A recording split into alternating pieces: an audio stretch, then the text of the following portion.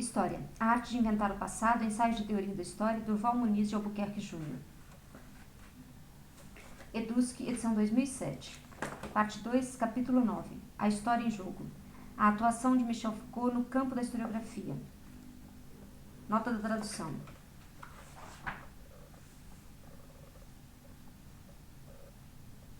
Texto originalmente publicado em Revista Anos 90, número 11, Porto Alegre, edição da UFRGS, 2004, páginas 79 a 100. Páginas 167, ou 165, desculpe, a 182.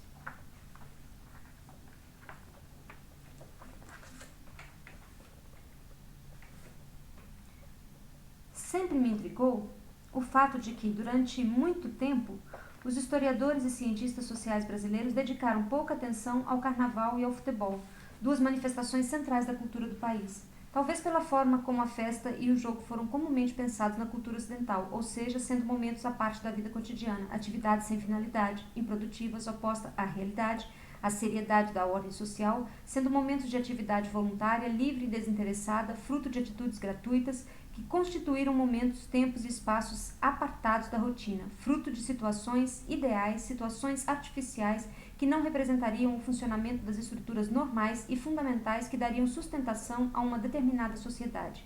A festa e o jogo, portanto, não fariam parte das estruturas nucleares e essenciais de uma dada cultura ou de um dado sistema social, sendo práticas consideradas de divertimento, de alienação ou de inversão da vida social regular. Mesmo autores como John Huizinga e Roger Caillois, nota 1, se dedicaram ao estudo dos jogos, de sua importância para as várias culturas humanas e seu papel no processo de civilização, vão reafirmar esta visão idealizada do jogo, como este sendo um momento à parte da normalidade da vida social. Consideram que o mundo contemporâneo, ao contaminar os jogos, as festas, os esportes com elementos como o interesse, o lucro, a propaganda, estariam desvirtuando o espírito lúdico que presidia estas atividades que haviam tido um papel civilizatório fundamental à medida que teriam contribuído para a aprendizagem da obediência às regras, para a observância dos limites, para o exercício de cálculo e levado ao autodomínio, à polidez e à cortesia nas relações sociais. Anunciam, assim, o fim do espírito lúdico e, com ele, a prevalência nas sociedades contemporâneas das perversões das atitudes psicológicas que estariam na base de qualquer atividade de jogo, ou seja, competição, a sorte, a simulação e a vertigem. Nesta, a violência substituiria a competição regulamentada. A superstição ou o abandono da vontade triunfaria sobre a espera ansiosa e passiva pela sorte. A alienação sairia vitoriosa sobre o gosto pela simulação. E o gosto pela vertigem seria substituído pelo consumo de drogas e álcool ou pelos esportes de risco. Mesmo no campo da filosofia, as reflexões em torno dos temas da festa e do jogo não são muito correntes. Estes não seriam temas dignos de serem pensados. Tanto para a filosofia clássica quanto para o cristianismo, o jogo sempre é abordado para lhe fazer restrições. Ele é considerado apenas um momento de descanso para um retorno renovado ao trabalho ou ao pensamento. Ele serve ao bom humor e pode ser aprendizado de autolimitação e moderação, mas pode levar ao desregramento e ao vício. Nota 2.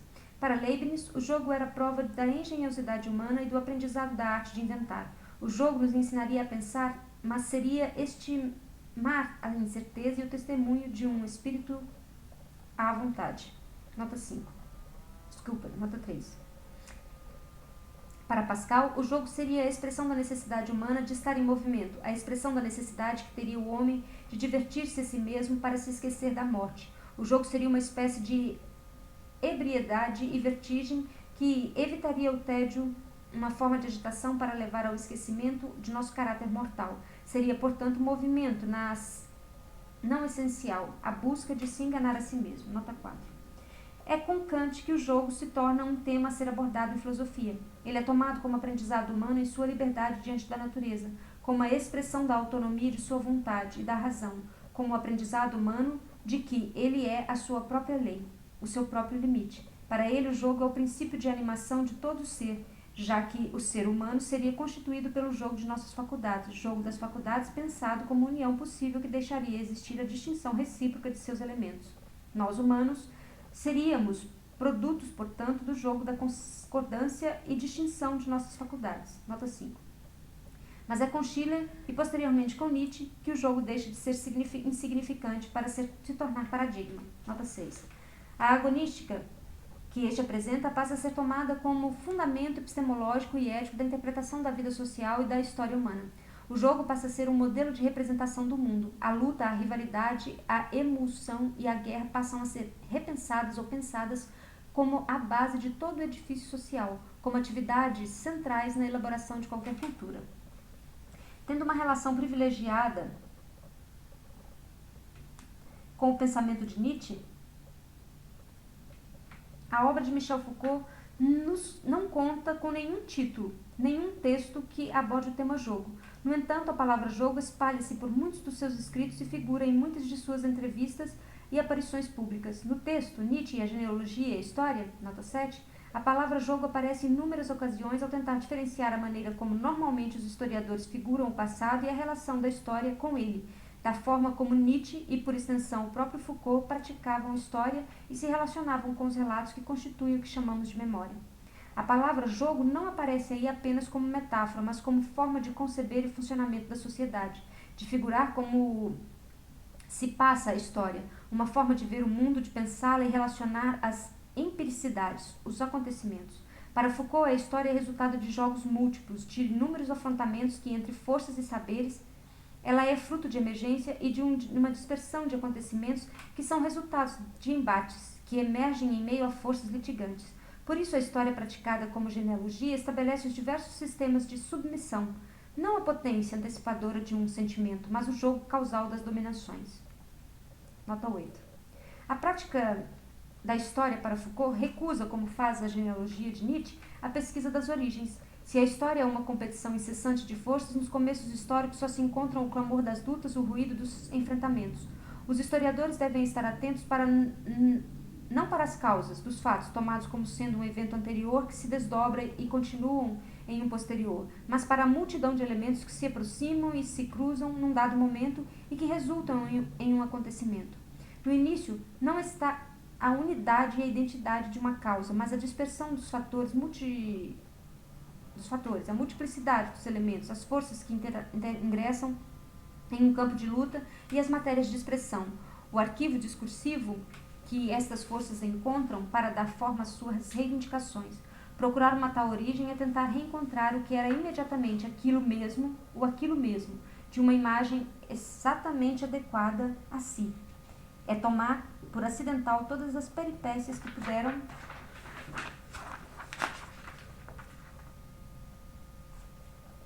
ter acontecido, todas as astúcias, todos os disfarces.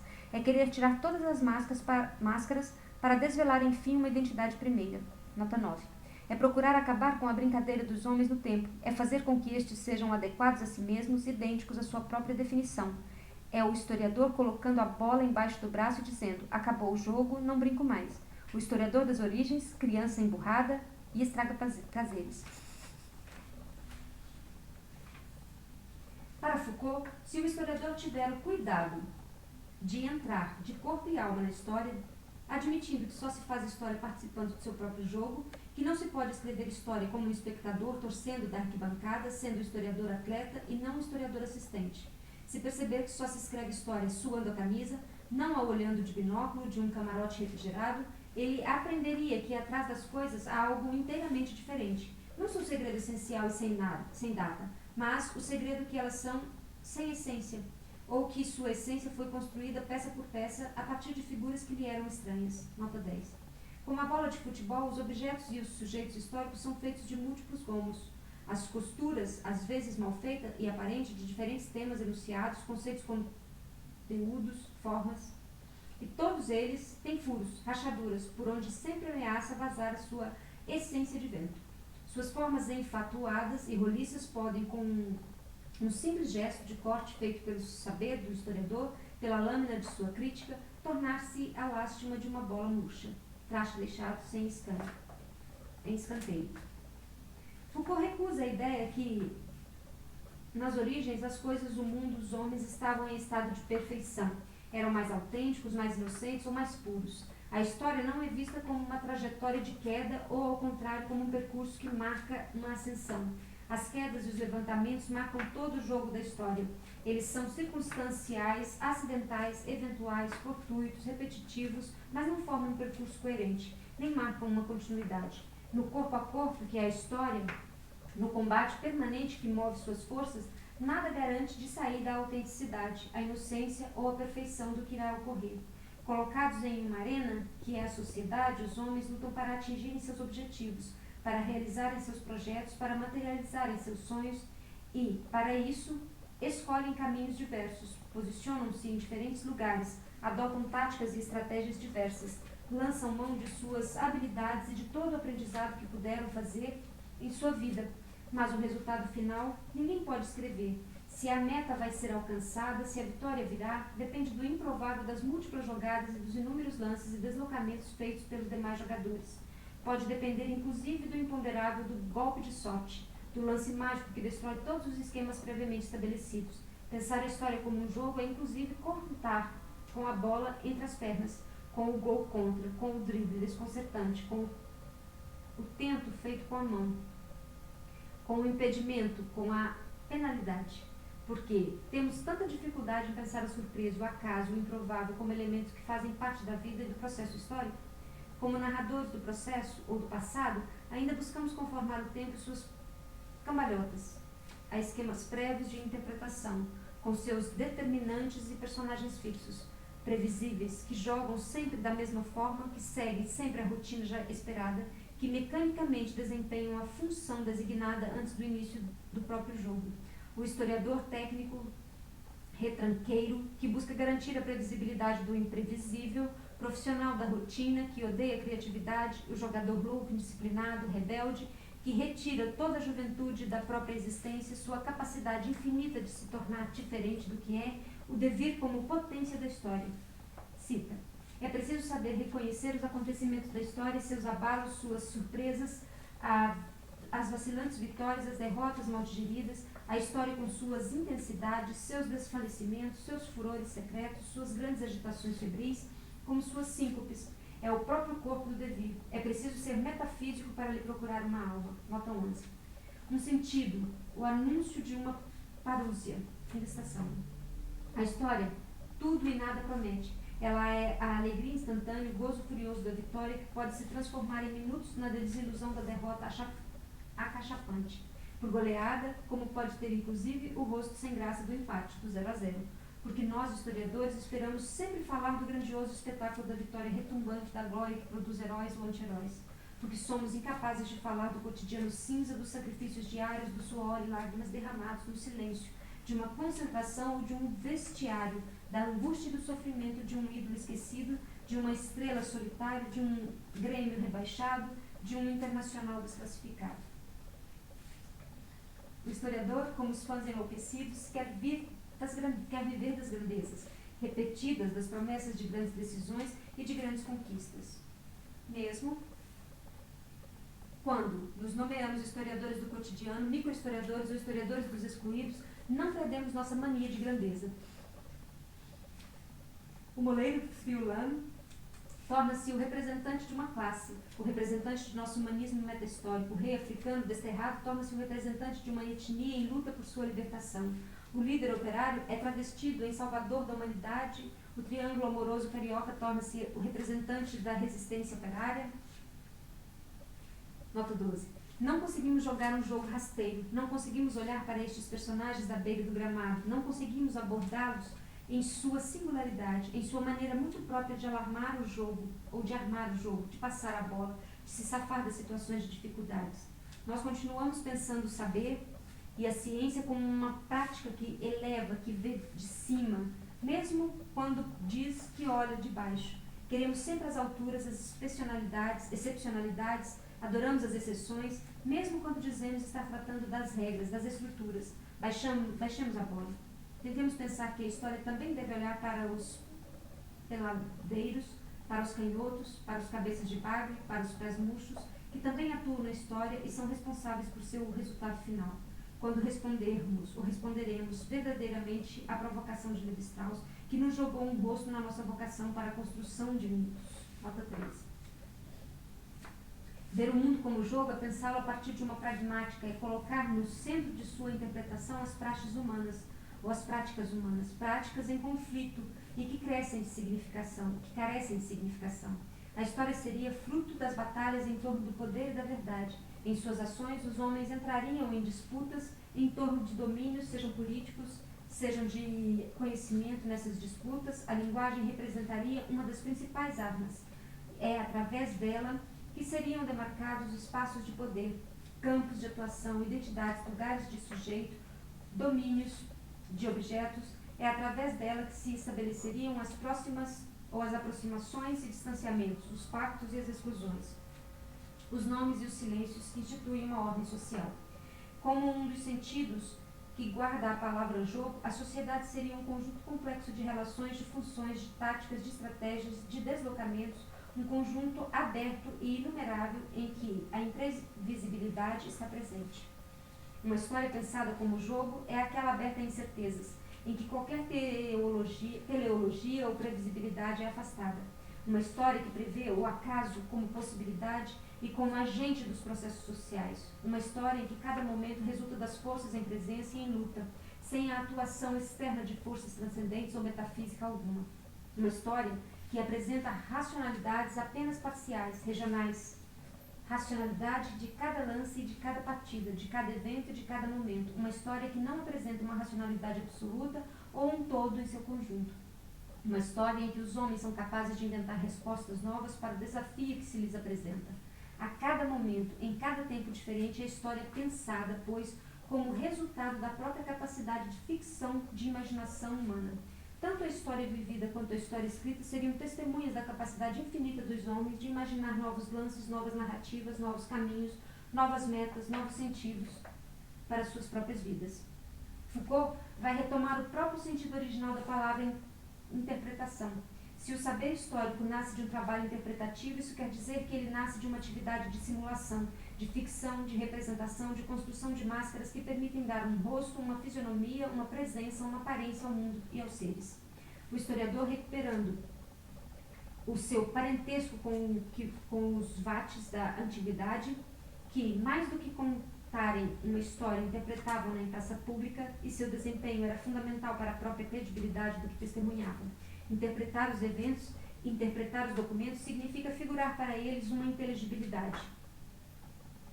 Dar a eles uma forma, torná-los matéria para a construção de uma dada realidade do passado, dotá-los de uma coerência, tramá-los de forma que pareçam desenhar a figura de um passado que emergiria em seu perfil e em sua materialidade. Interpretar o passado é dar vida às suas possíveis figuras e reencontrá-lo, revivê-lo, encarando-o ou encarnando-o em seus possíveis rostos, em suas possíveis gesticulações, em seus diferentes disfarces e com suas inúmeras astúcias.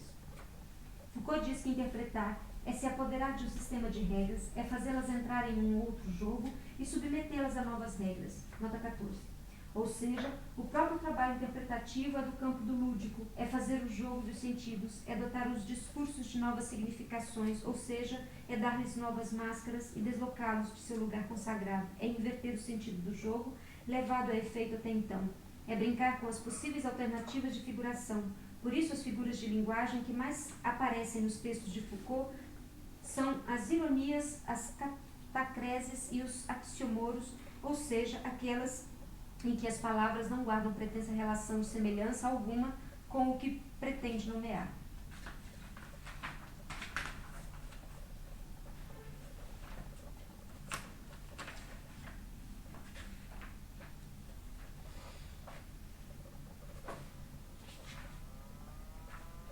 Em que o caráter de fabricação, de disparate, de jogo entre os significados e seus pretensos significantes, os discursos e seus pretensos referentes, objetos sujeitos são admitidos e explicados de saída. Como em todo jogo, o espetáculo, o aparecer, o vir à cena é o próprio ser das coisas. Não há uma essência que estaria escondida nos vestiários e só apareceria aos 90 minutos de partida, por um suado esforço de interpretação. O jogo, como a história, é o que acontece só enquanto acontecimento. Da mesma forma que a partir das mesmas regras é possível jogar inumeráveis partidas a partir dos mesmos dados, muitas interpretações são possíveis, muitas combinações dos mesmos elementos são factíveis, pode-se, pois, contar inúmeras vezes os mesmos fatos históricos de diferentes maneiras. Pensar a história como jogo é pensá-la como atravessada por uma agonística que tem, na luta e na simulação, as atividades principais dos homens. A vida social inexiste sem o conflito, sem a luta pelo poder e sua transformação em representação e simulação em sentido, em saber. Todas as culturas humanas seriam produto destes jogos de poder e saber que no pensamento de Foucault guardam pouca relação com o espírito lúdico idealizado de Huizinga e Calois. Foucault tende a concordar com estes autores sobre a centralidade do lúdico, ou seja, da invenção da competição do acaso, da imaginação, da vertigem nas relações entre os homens e na construção da vida social, mas não vê o jogo como uma realidade apartada da ordem social em uma situação ideal, que serviria de modelo para o funcionamento da sociedade e para as regras, as relações sociais. O jogo seria imanente à vida social, seria imanente à história. Nos começos de qualquer evento histórico estaria a dispersão de forças em luta e a posterior elaboração de um sentido, de uma máscara, de uma identidade para o que foi fabricado, para o que emergiu do próprio confronto. Cita: a emergência de um acontecimento se dá sempre de um determinado estado de forças, que devem ser mostradas pelos historiadores em seu jogo, a maneira como lutam umas contra as outras, em seu embate frente a circunstâncias adversas, ou ainda a tentativa de que elas fazem, se dividindo, de escaparem da degenerescência e recobrar o vigor a partir do seu enfraquecimento. Nota 15. Fim da citação. Refletir sobre o jogo da história é pensar a cada vez que forças estranhas entraram em campo em dado evento, que regras produziram ou que regras seguiram no momento de atuarem, como estas forças se tornaram sujeitos destes acontecimentos. Pensar que cada sujeito social se faz sujeito no próprio momento que atua, que joga, que sua existência depende da existência do outro, da relação agônica com o outro, que lhe limita e lhe define, como aliado ou como inimigo. Pensar que o grande jogo da história será de quem se apoderar das regras, de quem tomar o lugar daqueles que as utilizam, de quem as disfarçar para pervertê-las. Utilizá-las, ao inverso, é votá-las ou voltá-las contra aqueles que as tinham imposto. Nota 16.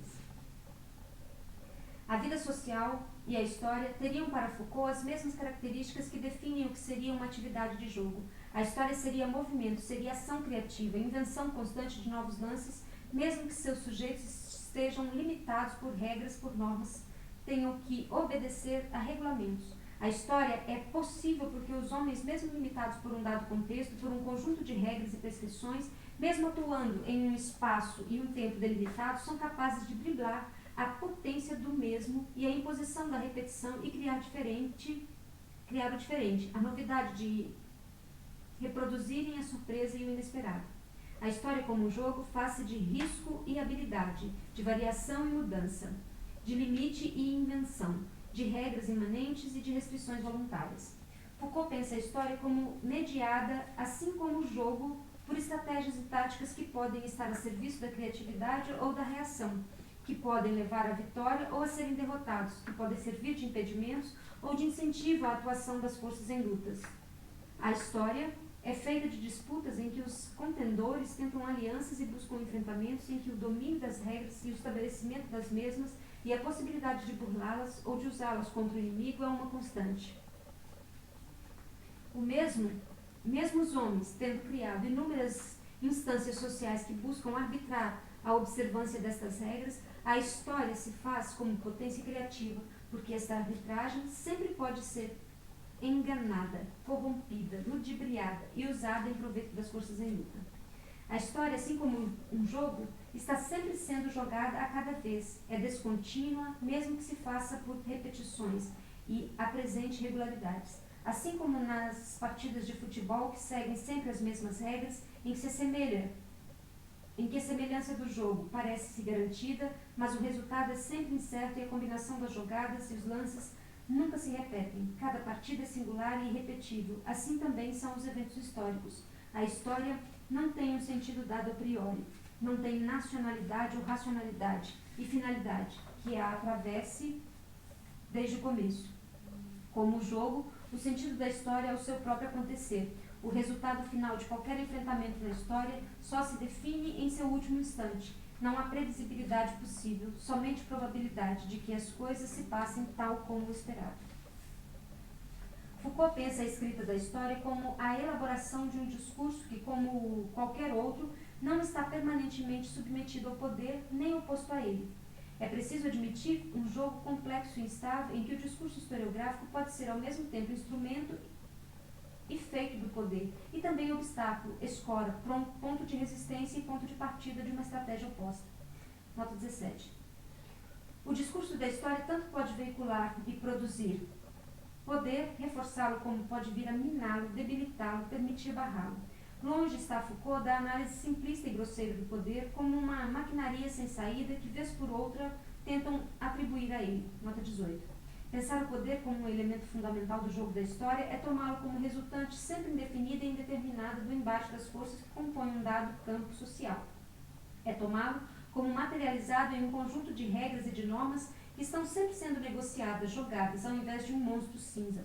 O poder em Foucault aparece em sua dimensão lúdica, brincalhona, estratégica, astuciosa, em sua potência de simulação, mascaramento, inversão e traquinagem. Há uma grande resistência entre os historiadores profissionais em aceitar a maneira como Foucault pratica a história. Acostumados a pensar o processo histórico como uma totalidade coerente e racional, como um processo que possui um princípio de coerência, uma essência ou uma verdade que deve ser buscada, mesmo quando se sabe que dela apenas pode se aproximar. Estes princípios, digamos, morais que o historiador deve seguir são sempre reafirmados. Nota 19. Ele tem que estar comprometido com a razoabilidade e com a veridicidade do que faz. Ou seja, o historiador não deve brincar em serviço. Ele seria um mau jogador, um ser sem senso de humor, um homem sério falando de coisas muito sérias. Mas, para uma criança, brincar ou jogar é também algo muito sério. Ela está, muitas vezes, sem saber, fazendo o aprendizado das próprias regras sociais, está internalizando a sociedade. Também podemos aprender com os jogos da história, com suas brincadeiras mascaradas, com suas síncopes e seus desfalecimentos. Como em qualquer jogo, na história também se pode sorrir ou chorar, afirmar a vida ou morrer em campo, pode-se ganhar ou perder. Mas todos os lances nos levam a um aprendizado, à formulação de uma experiência, que pode novamente ser recolocada em jogo no próximo evento. Foucault, como Nietzsche, vai procurar recordar ou recolocar o corpo na história. As ciências humanas, por muito tempo, recusaram-se a tratar do corpo, da materialidade do corpo. Na filosofia, tínhamos pensamentos e pensadores sem corpo. Na história, os personagens não tinham desejo nem necessidades corporais, não tinham sangue, mesmo participando de tantas guerras e revoluções. Foucault pensa o corpo como a superfície de inscrição dos acontecimentos, enquanto que a linguagem os marca e as ideias os dissolvem. Lugar de dissociação do eu, que supõe a quimera de uma unidade substancial. Volume em perpétua pulverização. Nota 20. A história genealógica articula corpo e acontecimento, corpo e linguagem, mostrando as marcas e as ruínas que o tempo produz em nossas carnes e nas imagens que temos de nós mesmos. A história pensada como jogo põe no centro de nosso campo as peripécias dos corpos, a analítica ou a análise do que eles fazem e de como se explicam o que fazem. A descrição de suas atuações, deslocamentos, fraturas, indisposições, como pergaminhos em que se veem e que se escrevem, em que vem se escrever e escrever as memórias das múltiplas experiências que vivenciamos. Por que temos tanta dificuldade em ascultar os corpos dos personagens de que tratamos, em tateá-los, massageá-los como anatomistas do social que devemos ser? Por que fazemos uma história tão higienizada em que nossos personagens não têm odor, são feitos apenas para serem vistos e não para agradar ou desagradar aos outros sentidos? A história ainda é o lugar do império do olhar. Ainda continuamos, como os gregos, buscando testemunhos mesmo quando pretendemos fazê-la para estimular os leitores a deixarem de ser meros espectadores de seu desenrolar. Como poderíamos tornar a história um saber sedutor se ela não tem corpo? se seus personagens estão mortos e parecem mesmo como defuntos conservados em formol? Como poder seduzir os vivos, algo que não tem vida? Que se faz para formular fórmulas, que se faz para, por fórmulas conceituais? Como dizia Nietzsche, nota 21, a história conceitual é uma monstruosidade, é o resfriamento do que é calor e vida, é a mumificação do que foi vivo e que quer ainda respirar. Como podemos atrair os leitores da história para personagens que não têm sexo, não desejam, não brincam, não jogam? Como jogadores que somos, a nossa história não está documentada, apenas nas súmulas que escrevemos e que guardamos em arquivos.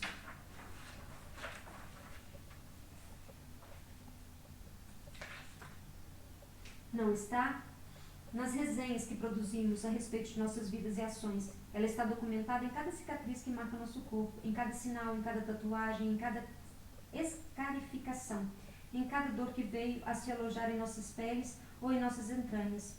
Cada ferida cicatrizada é um monumento a um instante dolorido que passou, é um resto de tempo petrificado, embora sendo um saber que privilegia o olhar e seus testemunhos. Contraditoriamente, a história tem tido uma enorme dificuldade em lidar com imagens, talvez porque aí apareça o corpo, o incômodo de um corpo, mesmo quando ainda está congelado por um instantâneo de uma máquina fotográfica.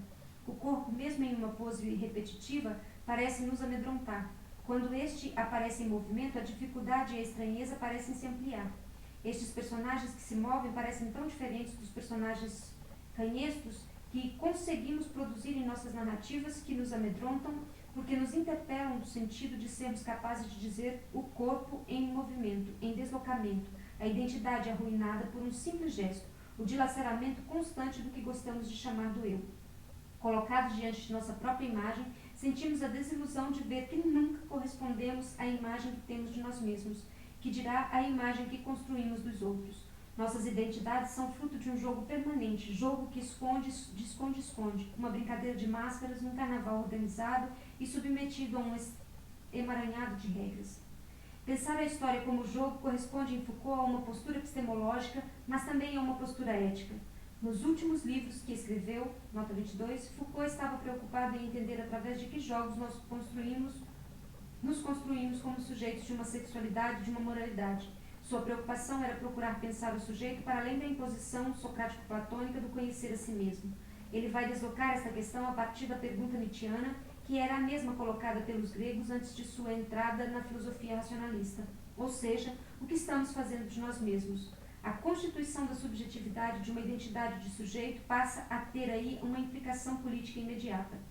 Perguntar pelo que se está fazendo consigo mesmo é se perguntar pela forma como se está governando a própria vida, como está se fazendo uso dos prazeres, como se está cuidando de si mesmo e escrevendo a si mesmo, como se está se relacionando com seu próprio corpo e com seus desejos. A construção de nós mesmos passava por este jogo incessante que jogamos com nós mesmos e com os outros.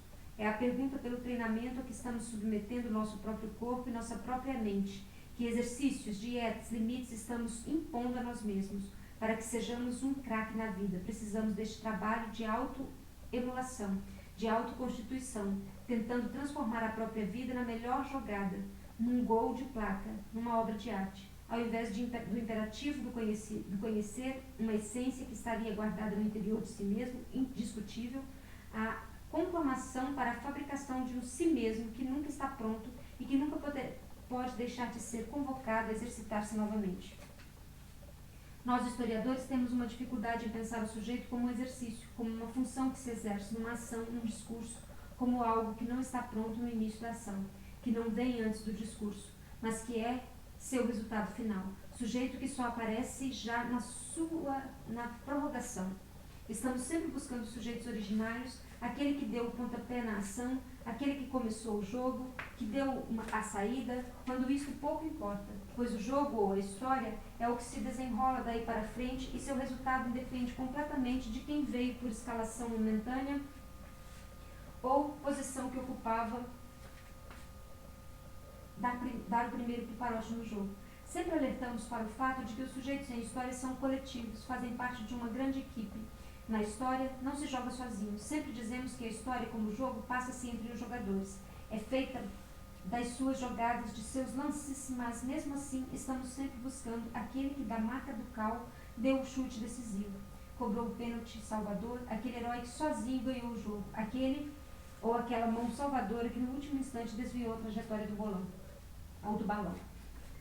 Não desconhecemos que as ações individuais são importantes, que há realmente jogadores mais decisivos que outros, aqueles que fazem a diferença, que abrem espaços para outros, mas, mesmo estes, não conseguiram atuar sem a colaboração dos demais, pelo simples fato de que sem outros não haveria jogo. Sem as relações entre os sujeitos e os lugares que estas relações distribuem, não haveria história e nem sujeitos. Que importa qual o nome próprio de quem vem ocupar a posição de goleiro, zagueiro ou atacante? Que importa é a função que exerce no jogo, o papel que lhe é atribuído, o lugar de sujeito ou a camisa que lhe tocou envergar.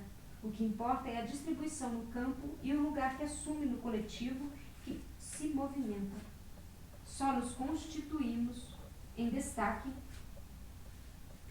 em relação aos demais. Só nos individualizamos, singularizamos-nos em relação com o outro. Só nos reconhecemos e somos reconhecidos como sujeitos em confronto com outros, que estão ao nosso lado ou à nossa frente. Somos sempre, pois, um produto do coletivo. Da mesma forma que temos dificuldades em pensar os sujeitos da história como imanentes aos próprios acontecimentos, ao próprio jogo das forças e dos saberes que os constituem, temos dificuldades de pensar o objeto histórico, o acontecimento em sua singularidade, em sua fabricação agonística. A tradição teleológica e racionalista que prevalece no campo da historiografia tende a dissolver o acontecimento singular em uma continuidade ideal, como se o campeonato em sua totalidade fosse o que determinasse o resultado das partidas que o compõem, como se entre elas houvesse previamente uma determinação que definisse os resultados. Cita: a história efetiva faz ressurgir o acontecimento no que ele pode ter de único e agudo. É preciso entender por acontecimento não uma decisão, um tratado, um reino ou uma batalha, mas uma relação de forças que se intervêm ou se invertem, um poder confiscado, um vocabulário retomado e voltado contra seus utilizadores, uma dominação que se enfraquece, se distende, se envenena, e uma outra que faz a sua entrada mascarada. As forças que se encontram em jogo na história não obedecem nem a uma distinção, nem a uma mecânica, mas ao acaso das lutas. Elas não se manifestam como formas sucessivas de uma intenção primordial, como também não têm o aspecto de um resultado. Elas aparecem sempre na área singular do acontecimento. Nota 23. Foucault tem a coragem de afirmar que a história é um saber perspectivo, ou seja, que as narrativas que fazemos de um dado acontecimento têm a nossa própria participação. Nós também estamos no jogo quando se trata de escrever a história. Somos ao mesmo tempo narrador e árbitro, técnico e jogador, torcedor e atacante. Estamos implicados naquilo que fazemos, nos resultados a que chegamos. Não dá mais para acreditar na encenação de que nós apenas abrimos mão da nossa individualidade para que outros entrem em cena e tomem a palavra. Não dá para levar a sério o jogo de faz de conta da objetividade e do princípio da verdade, atrás do qual nos escondemos para só falarmos de nossas próprias posições políticas e historiográficas como se estivéssemos falando em nome da história ou da razão, da objetividade e dos fatos. Chega de ensaios racionalistas, que, como dizia Nietzsche, mal escondem o seu rancor e a sua demagogia. Cita: eu não posso mais suportar estes eunucos concupiscentes da história, todos os parasitas do ideal ascético. Eu não posso mais suportar estes sepulcros caiados que produzem a vida. Eu não posso suportar seres fatigados e enfraquecidos que se cobrem de sabedoria e apresentam um olhar objetivo. Nota 24. Fim da citação. Foucault propõe 3 usos para a história, 3 maneiras de praticá-la, que reafirmam esta necessária aceitação do caráter subjetivo e político de nossa atividade. Um é o uso paródico ou irônico, que se opõe à história vista como reminiscência ou reconhecimento. Uma história praticada como rio, como destruição das versões consagradas da realidade, como produção de um distanciamento entre nós e aqueles que nos antecederam, como reposição diferencial dos saberes dos discursos que produziram e que achamos que somos. Outro é o uso dissociativo e destruidor da identidade, que se opõe à história como continuidade e tradição. Uma história praticada como afastamento da continuidade, como dilaceramento dos modelos de identidade que nos chegam do passado e se impõem como indispensáveis. O terceiro é o uso sacrificial e destruidor da verdade, que se opõe à história, conhecimento. Uma história praticada como desconfiança em relação a todas as verdades que nos chegam, prontas a todas as certezas que nos chegam sem questionamento. A história tem, assim, para Foucault, todas as características de um saber pensado como jogo, pois ela implica a brincadeira com as máscaras, a violência do embate e do combate, a entrada em cena do acaso e da sorte, o desejo de vertigem, da perda, das referências fixas, que amarram nossos corpos e mentes a dada identidade, razões e lugares. A história é Agon, é Aleia, é Mimecre e é Ilinix, ou seja, conflito, acaso, simulação e vertigem. Devemos encarar, pois, a própria luta no campo historiográfico como um jogo, em que cada texto, cada livro, cada opinião é um lance que se faz em uma partida. Encarar os debates historiográficos deste modo talvez nos ajude a torná-los mais divertidos e com maior cortesia, evitando que estes se transformem em uma guerra de todos contra todos, embates em que ferozmente se quer eliminar o contendor e seu pensamento a golpes de adjetivos de desqualificação. Michel Foucault tem sido vítima sistemática deste tipo de crítica, dentro e fora do país. Quando se trata de avaliar sua contribuição para a historiografia, tem falado fair play a boa parte dos colegas. Vemos um jogo cheio de caneladas, rasteiras, cotoveladas e entradas desleais. Nota 25. Todo o seu trabalho no campo historiográfico é desqualificado como meia dúzia de opiniões e palpites em que quase sempre é sua pessoa e não seu pensamento que é atingido. Para comentar, é preciso conhecer regra tão básica em nosso futebol, mas que não é aplicada em nossa academia.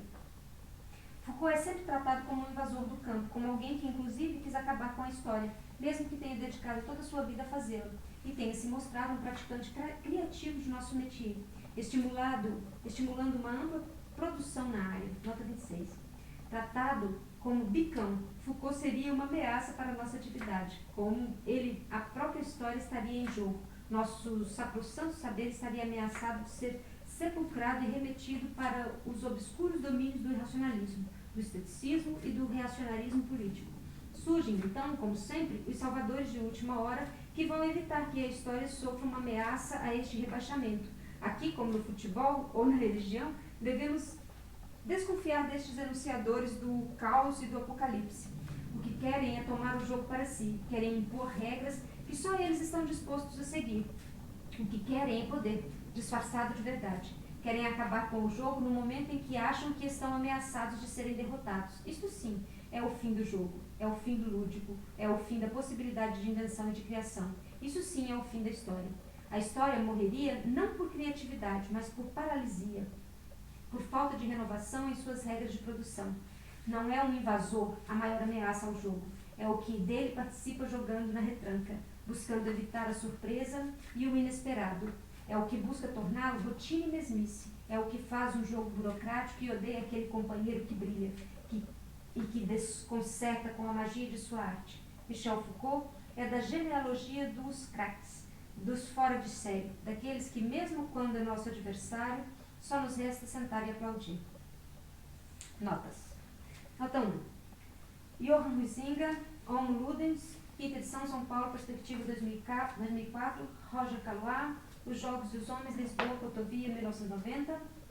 Nota 2. Ver, por exemplo, Tomás Aquino, Suma Teológica, Francisco Sales, Introdução à Vida Devota, citados por Colas Duflo, O Jogo de Pascal e Schiller, Porto Alegre, Ahmed, 1999, página 20 e 21.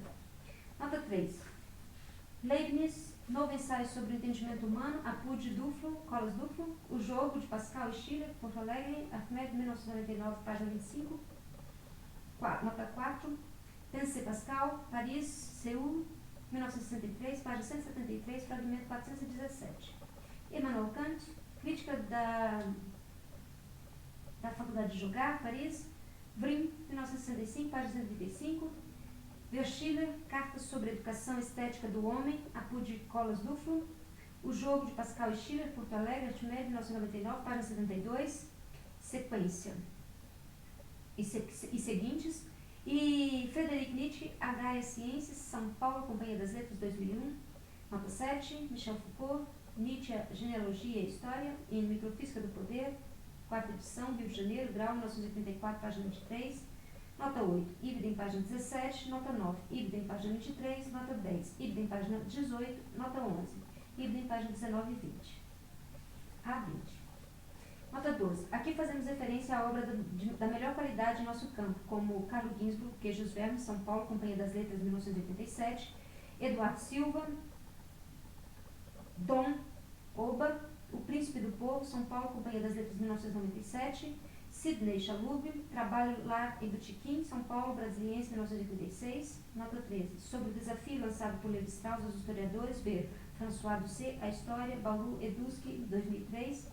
Nota 14. Michel Foucault, Nietzsche, a Genealogia e a História, em Microfísica do Poder, 4ª edição, Rio de Janeiro, grau 1984, página 26. Nota 15.